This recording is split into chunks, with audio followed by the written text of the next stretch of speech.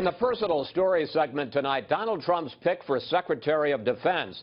Last night at his rally in Cincinnati, the president-elect put his showmanship on display by making a surprise early announcement. We are going to appoint Mad Dog Mattis as our Secretary of Defense.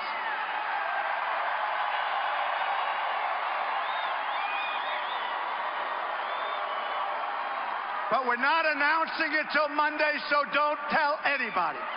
General James Mattis served in the Marine Corps for more than 4 decades and has a reputation as a general's general. But is he the right choice to run the Pentagon? Joining us now from Little Rock, Arkansas, General Wesley Clark, former Supreme Allied Commander of NATO. And from Miami, Ambassador Nancy Soderberg, former Deputy National Security Advisor for President Clinton. So, Ambassador Soderberg, is James Mattis the right person to be Secretary of Defense? Well, the president-elect has the right to choose anyone he wants, and there's no better general's general than Mattis, who has served our country with enormous distinction. But I think the question is, you have to look at this as a whole team. He's got basically filling like a football team full of linebackers, but you've got a general in the National Security Council and at the Pentagon, and none of them have the deep policy experience that Donald Trump is going to need. So we have to see how the whole team balances out, but there's lots of questions about whether he's getting the right team around him, notwithstanding the great service that Mattis has done to this country.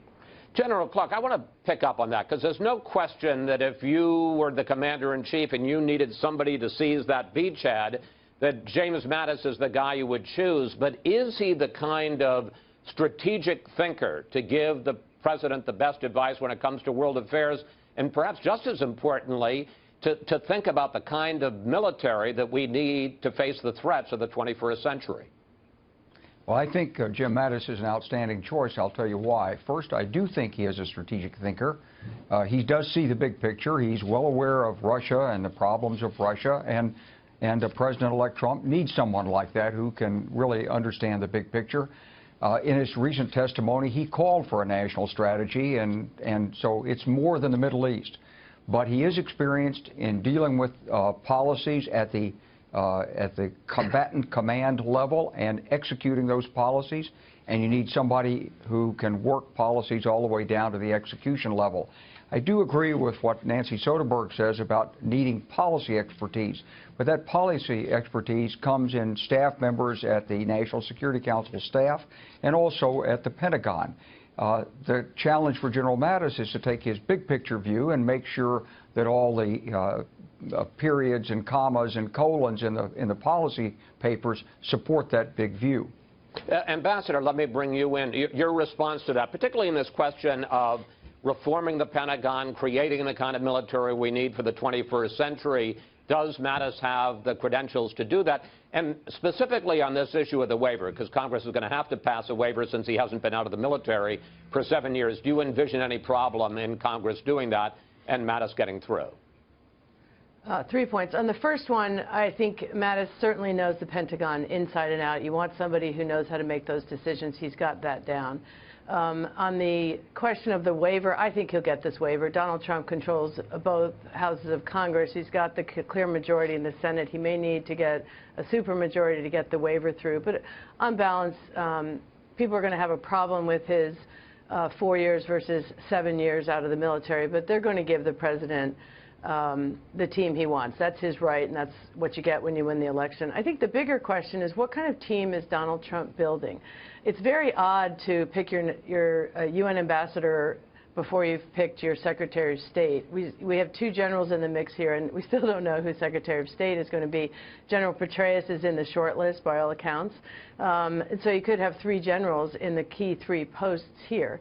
My concern, and I think all Americans want Donald Trump to succeed as a policymaker, we've got huge issues coming on here, and these are some of the tough problems. You've got cyber, you've got ISIS, you've got Libya, you've got Syria, you've got trade issues, the broad issues. And he needs people at the very top who've really been in that seat making those policy decisions. So I hope he brings on someone as the deputies to these men, and also as Secretary of State, who's got that deep, someone like a Stephen Hadley who served with George Bush. And it's odd, and this process is nothing but odd, but you usually would look at your team on balance before you announce pieces of it. So we'll see how it works out when it's all announced.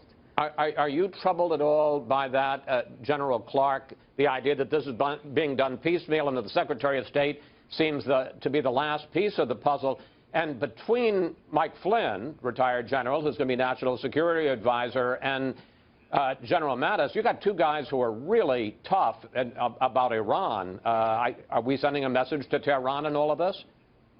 I hope we are sending a message to Tehran. And, of course, Mike Flynn is a spark plug. I mean, he's got a lot of energy. He wants to get things done. He's in a very difficult position in that National Security Council position, as Nancy Soderberg was saying, because that really is all about policy, treaties, laws. You got to read the fine print, and you got to somehow do it in a way that serves the president. I think got to get good, strong, second supporting players in those positions. As far as the announcement is concerned, Chris, Donald Trump has shown he really knows how to handle the media and public opinion, and his announcement for Jim Mattis yesterday in Cincinnati was masterful the way he did it. Now Mattis has a lot of he's got a lot of power inside the Republican Party. He's well known. He was a strong pick, and so there's a message in the way this is being released. I suspect Trump is not releasing the names in the order that he knows them, but he's releasing them sort of from the bottom up as he's building the suspense and building the support. And this is showmanship. Well, if it's showmanship, it's pretty good showmanship because he's gotten the nation's attention. General Clark, Ambassador Soderberg, thank you both so much tonight. My pleasure.